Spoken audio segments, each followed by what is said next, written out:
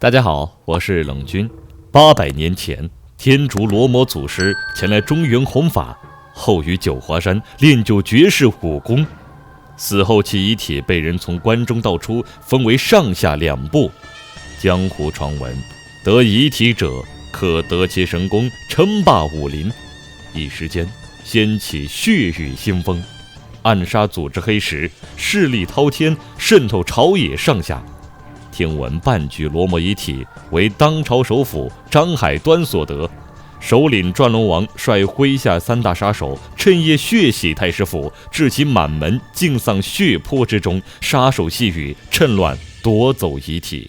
过桥出城之时，张海端之子张仁凤竟死里逃生，前来阻他，欲为父报仇。细雨面色不改，一招径直取其要害，辟水剑下亡魂再添一缕。带发僧人陆竹晚来一步，为止杀戮，望细雨能迷途知返。陆竹日夜紧随，然3月朝夕相处，人终非草木。纵使他久经杀戮，早已心如止水；纵使他未入红尘，一心半佛，奈何情动。6岁听习《金刚经》，10岁入住少林，被众僧许为40年来佛法武功第一。陆竹此生既许佛，再难许卿。细雨以剑相逼，若哪家寺庙胆敢为之剃度，便屠其满门。佛既度我，何不度他？徒惹这一世空牵挂。也罢，那今日便由他陆竹亲自消了此业，了结此缘。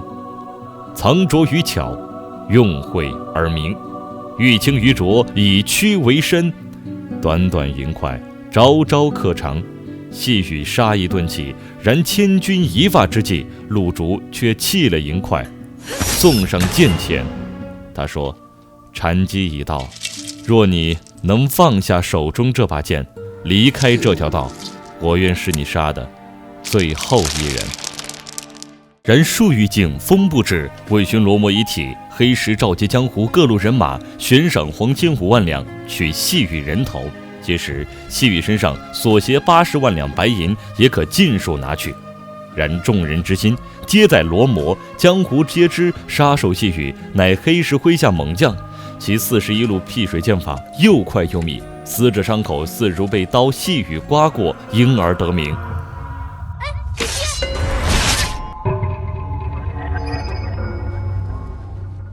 沿途男女老少乔装打扮，各路兵器18般武艺齐上阵，通力合作，仍截杀魏国。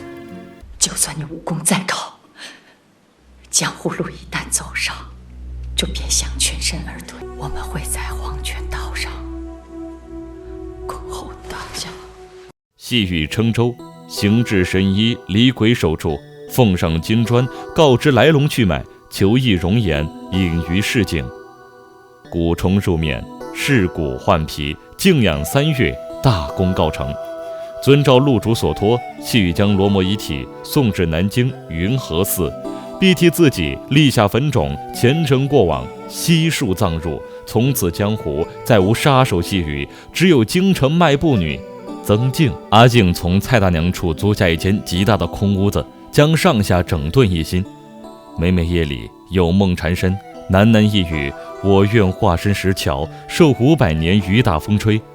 京城中朗朗晴空，时常突遇电闪雷鸣。隔壁蔡大娘茶摊上的江阿生正在盼望一场及时雨，这样他便可以趁着帮忙收拾布摊，同阿静说上2句。只是这雨来得也快，去得也急。这江阿生是驿站马夫，专门替人跑腿打杂。上个月刚到京城，也从蔡大娘手里租了屋子。街坊四里，蔡大娘无人不知，无事不晓。独身的阿静受到她格外关心。只是这杀猪的老朱、卖竹笋的老周、乘船的老苏，还有种田的小芳，阿静都不中意。哪怕大娘收了人家钱，她也爱莫能助。这时老实巴交的江阿生恰巧路过，倒是入了蔡大娘的眼。我念个咒，传个人来帮你啊！江二生，下雨即现身。说什么瞎话？正好路过，我来帮你收拾。原本阿静不喜这人总打听自己，故略施小计将其教训了一番。不过好在天公也作美，不负有心人。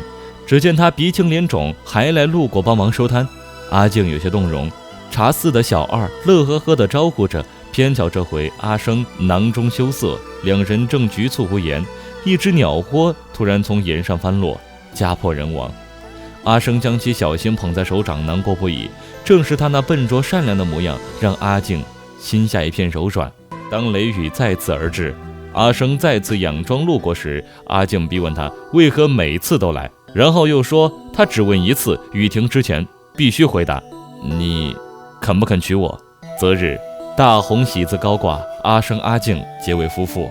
转眼已过半年，日子清贫，但也幸福。娘子切的豆腐让阿生叹为观止，看他无所事事，在一旁打苍蝇，阿静让他去街口打些酱油。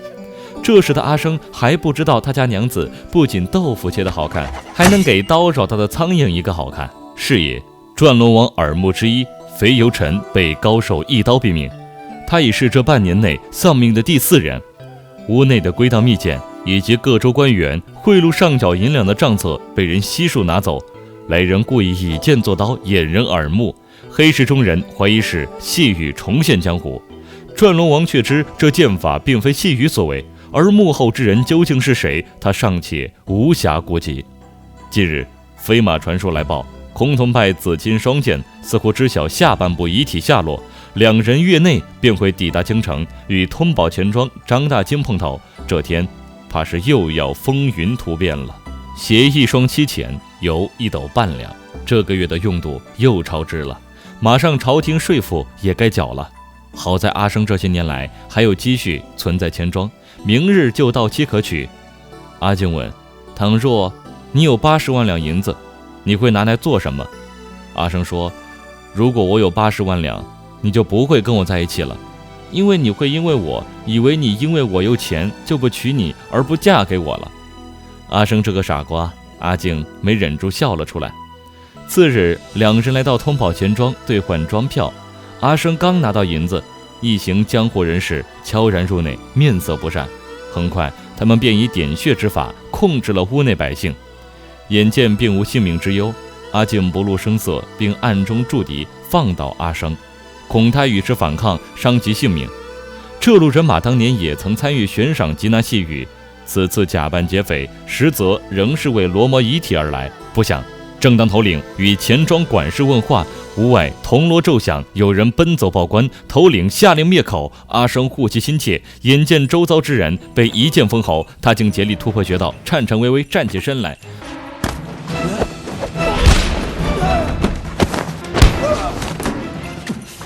别担心，没事的。头领不曾想，阿静一个妇道人家竟是硬手，未免多生是非，坏了大计。他抬手恭送阿静，各不相干。见阿生还在一旁不能动弹，阿静摇头，但恐身份暴露，他只略施几招，戳人双目。赶到官府到来之前，携阿生一同逃离。阿生，好，我们吃饭吧。阿静坐等阿生兴师问罪，不料他却说没什么大不了，就算你以前是江洋大盗，也还是我的娘子。闻言，阿静的忧虑顿时消散，只是不料他故意弃剑不用，反而让人生疑。那日被戳双目的头领将当日交手场景尽数告知了假扮官府前来问话的转轮王。这世上再没有人比他更熟悉徒弟细雨的一招一式。如此看来，罗摩遗体已齐聚京城。转轮王以千里火迅速召集应手雷兵，采西施连省以及新被收入麾下的独寡妇叶占清。她本是一寻常农家女子，因对新婚夫婿不满，竟于洞房花烛夜用剪刀将其全家刺死。县官判她斩决，她已面不改色。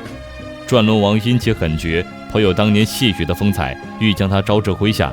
行刑前夜，命采西施潜入牢狱，借归西丸，造成叶占清假死之象，后再将其掘出坟墓。转轮王亲授其剑法，用作细雨替手。阿静于集市上跟雷斌打了照面，他急忙奔回家中，桌上果不其然放有3枚黑石。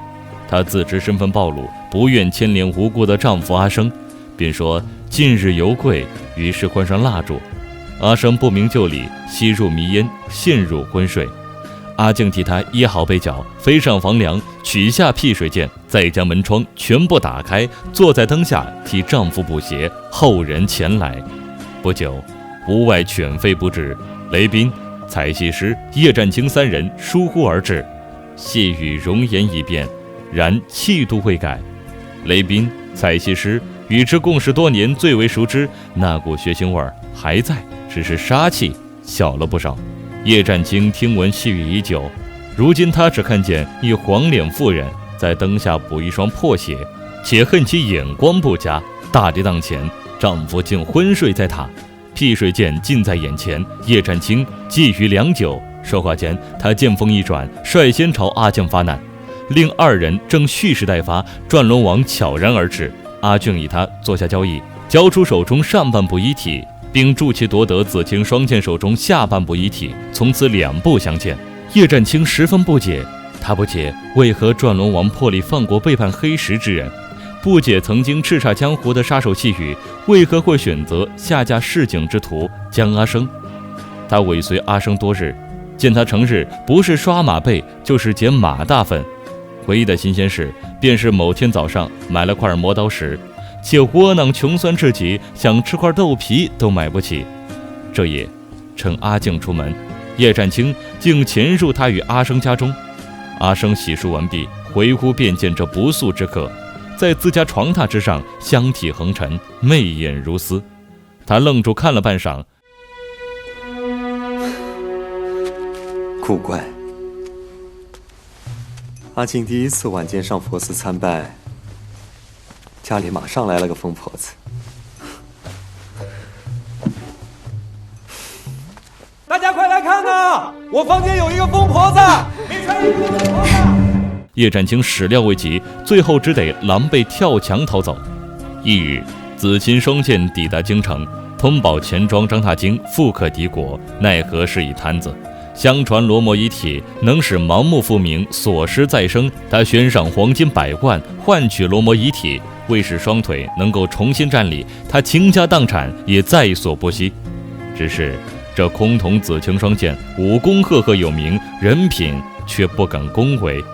听为两人本是师徒，却苟且做了夫妻。他们所携半部罗摩遗体实乃赝品，只为骗取张大京手中那真的半具。夫妻本是同林鸟，然而大难临头各自飞。狠心的女徒弟夺得遗体后，竟将师傅一剑毙命，自行逃跑。采戏师将其劫杀，夺得遗体。他替黑石卖命一辈子，落得一身伤病，所有好处却尽归转轮王。对此，他早已心生不满。既然这遗体能再生造化，那他何不用以自身？他欲说服阿静、雷兵与他联手除去转轮王，遗体归他，财宝归雷兵所有，而阿静则可以安心退隐江湖。奈何阿静不愿与黑石再生瓜葛，他放下自身所得那半部遗体，欲抽身离去，却被战清阻去退路。并非是叶战清不知自身几两轻重，然而他早已看出阿静不再是从前的细雨，他心有所系，杀心不在。这边采戏师与转轮王缠斗，雷兵做壁上观，他的妻儿还在家中等他回去。他踌躇良久，最终还是将飞针刺向采戏师与阿静。采戏师终是不敌武功高深的转轮王，他的拿手绝活神仙锁这次没能救他性命，经此一役恐将失传。而雷兵跟战清皆不敌细雨，只是辟水剑法乃转轮王亲授，未免后患。当初他曾埋下4处破绽，招招紧逼，细雨最终负伤离去，战清如愿以偿，抱得辟水剑，而转轮王则将罗摩遗体尽收囊中。阿静回到家中，将阿生唤醒，叮嘱他尽快离开京城，若是自己没能跟上，关于自己的一切都埋在云和寺的坟冢里。说罢便晕倒过去，不省人事。阿生却并不慌张，只是说道：看来这次娘子闯下的麻烦不小。他将阿静安置在床，替她掩好被子，发现娘子怀里竟揣着一份豆皮，还是温热的。阿生坐在灯下，仔细将豆皮吃完，然后将门板挪开，窗户大敞，桌子板凳花钱买的也都小心放好。然后他将不久前才补好的地砖挖开来，此时罗宾、战青已带着人马登门。我老婆是你们打伤的，今天很难善了了。阿生从地下的暗格里抽出一柄长剑，许久不见光了。刚买的那块磨刀石正好派上用场。战青知晓临这磨刀未免太迟了吧？阿生却说不迟，一点也不迟。几个回合下来，雷兵便转攻为守，飞针室内的确不大方便，而一把好剑则无需多磨，且是利剑还不止一把。阿生足尖轻点，将另一柄剑自暗格挑出，一短一长，名唤参差。不知雷兵可还认得？已死之人怎会复生？他也不解思索。他的飞针余下2支，而阿生的剑势如破竹，转瞬便刺入他的脏腑。雷兵疼痛难当，战青偷袭阿静不成，弃下辟水剑跳窗逃生。等阿生回过头来，地上的雷兵也不知所踪。城中另一头，雷兵轻轻推开家门，妻儿正在榻上熟睡。他悄声走到桌前坐下，娘子给他留了面，月光下晒过的面，果然不会糊汤。他也不想浪费，只是伤口太疼，吃面会惊动妻儿，于是放下筷子，静静望着。血水滴答，他很抱歉，无法再带娘子回老家开面店了。这边阿生潜入转龙王府邸，盗走遗体，并携参差剑悄然入宫。谁能想到武功高强深不可测，向来不以真面目示人的转龙王，竟屈居宫中任职小小九品信差呢？就连小太监也敢喊他老奴才，对他颐指气使。见到参差剑，转龙王心下了然。此前以剑作刀杀害肥油臣等黑市耳目，盗走官员上供账本之人，正是阿生，也是命丧转龙王之手的张海端之子张仁凤。他竟然还活着。阿生留下话，要想见到罗摩遗体，便4经前来云和寺。转龙王慌忙回府查看，罗摩遗体果然不翼而飞。叶战青负伤逃回，转龙王替其疗伤，气氛旖旎之际，叶战青赫然发现堂堂转龙王竟是无根之人，然他却有7情6欲。800年前，罗摩祖师进宫弘法，须得净身。然而转龙王检视遗体之时，却发现罗摩并非残躯之身，是以窥破罗摩遗体内供息法奥秘，即生残不缺，再生造化。转龙王12岁便净身入宫，一身劳苦，却被人不齿，屈居9品太监。他恨，因此练就一身武功，痴迷罗摩遗体，只为恢复男儿身。他想做正常人，也想与心爱之人退隐江湖，共度红尘。不想此话一出，却引得叶战青一声嗤笑。众人出生入死，替他卖命，背后缘由竟如此荒唐可笑。而她之所以于新婚之夜杀害丈夫，不过因为她绝技不肯委身转龙王此等不能人事之辈罢了。说完，她自顾自地取走自己该得的那份银票，不料未走出门口，便被转龙王掐住脖颈。转龙王既然能将她自坟墓掘出，自然也能再埋回去。他很喜欢她，所以将她埋在桥下，这样每每走过就能看上一眼。叶战青就此香消玉殒。马上就是4经，阿生将阿静托付给神医李鬼手，说若是自己回不来，不用告知阿静他是谁。阿生来到云和寺后方，此前阿静曾说他的一切都葬于此处，他将坟冢凿开，杀手细雨的通缉画像还在，醒来的阿静早已尾随而至。他欲辩白，而阿生却说他不叫曾静，而他也不叫江阿生。那也是电闪雷鸣，大雨将重伤倒地的张仁凤重刷进护城河，被船夫所救，交于李鬼手医治。他的五腑脏器与常人异位，旁人心脏在左，他在右，因此逃过了雷兵的钢刺，也逃过细雨的辟水剑。病愈后，他也求得另一副容貌，从此更名为江阿生。所以他从头到尾都知道卖布女阿静便是细雨，知道娘子回到自如，知道娘子房梁藏剑，也知道娘子为何说油柜点蜡烛。他随时可取阿静性命，却始终未动手，不过是为了将黑石一网打尽罢了。那现在呢？为何仍然无法下手？阿静只问一句：你有没有真心待过我？阿生说：你可以杀我，但无法原谅你杀害我父亲。可他又说，父亲要是知道他杀害一个弱女子，9泉之下想必也不会瞑目。阿生忆述当初的陆主，说不愿再见他，让他走。可阿静呢？很好。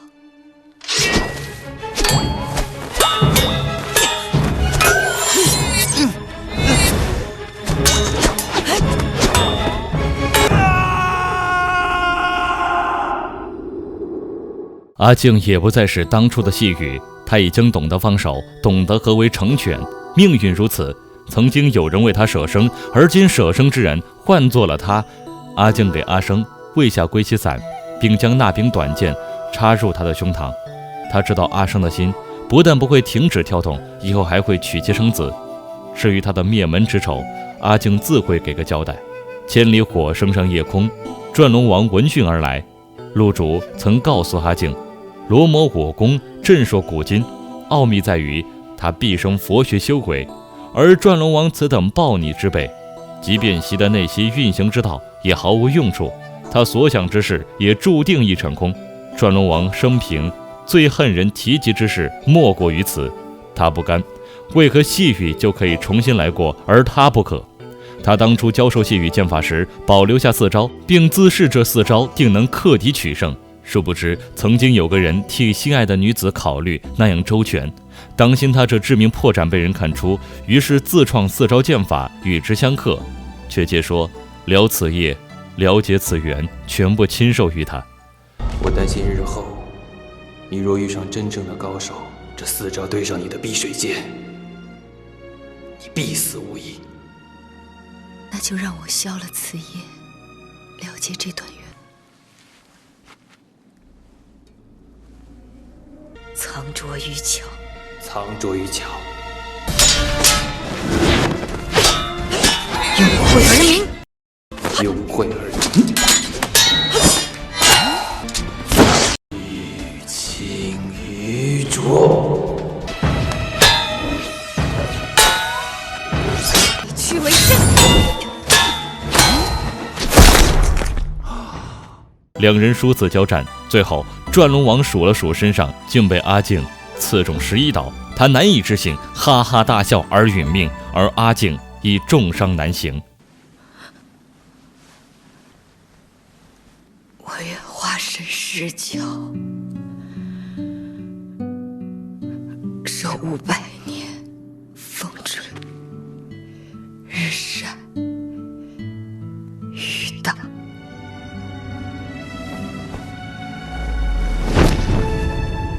那愿化身石桥500年，受风吹雨打，又是何意？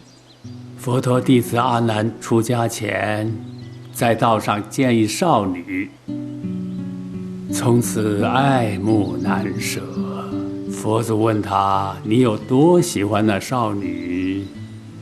阿难回答：“我愿化身石桥，受500年风吹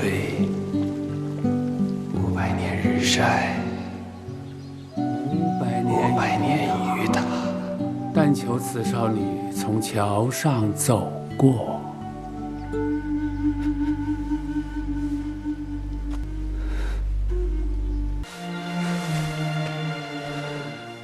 阿生说：“我们回家。”阿静却说：“回家后写封休书给他吧。”阿生笑了，娘子在说什么傻话？以后的日子还长着呢。再说家里那80万两化成的金子，他一个人可花不完呢。陆主6岁听习《金刚经》，10岁入住少林，被众僧许为40年来佛法武功第一，却一朝入红尘，遇上杀手细雨。佛祖点化世人，讲究机缘，机缘一过，缘即灭矣。人世万物莫不如此，奈何缘分太浅，只够相遇。你还未懂爱恨，我便匆匆而至。无妨，这人世间，爱与被爱，为你，我前世来生的牵挂，愿舍生求你，此生无余。剑池师傅曾说：“死者为生者开眼，过去心不可得，现在心不可得，未来心亦不可得。不如随心而去，看能得否？”随阿静肯放下过往，与阿生结亲。众人皆浮世飘萍，身不由己，能重新来过，何其有幸！而有心之人，总蒙上天眷顾。若这尘世苦难与你如地狱，那我便帮你打破这坟冢。我等不及华山石桥，等不及500年日晒风吹雨打，更不想你只是路过。世间有人便有江湖，或于朝堂，或于市井，或于山水之间。都说江湖险恶，险恶的终归不过是人心，爱恨贪嗔痴恶欲，一念成佛，一念成魔。而我只是一凡人，管他刀光剑影，血雨腥风，我心自有一片江湖，万里无云。我是冷军，下期再见。